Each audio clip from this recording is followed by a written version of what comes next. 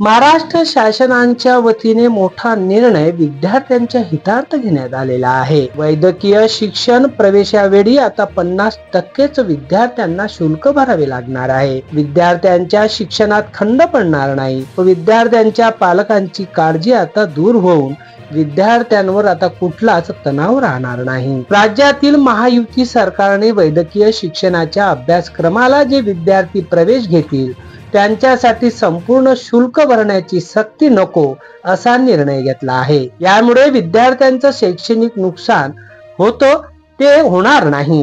राज्यश्री छत्रपती शाहू महाराज शिक्षण शुल्क शिष्यवृत्ती योजनेअंतर्गत जी रक्कम विद्यार्थ्यांना मिळते ती रक्कम बँक खात्यावर जमा झाल्यावरच विद्यार्थी महाविद्यालयात जमा करतात। त्यामुळे आता विद्यार्थ्यांकडून 50% रक्कम प्रवेशावेळी घेणे अपेक्षित आहे असा निर्णय शासनाने घेतलेला आहे। यामुळे प्रवेशाच्या वेळी 50%च रक्कम आता विद्यार्थ्यांना भरण्याची गरज नाही। यामुळे पात्र विद्यार्थ्यांना शिष्यवृत्ती स्वरूपात जे शिक्षण शुल्क बँकेत जमा होत होते ते प्रवेशाच्या वेळी घेऊ नये असा महत्त्वपूर्ण निर्णय महाराष्ट्र शासनाने घेतला आहे।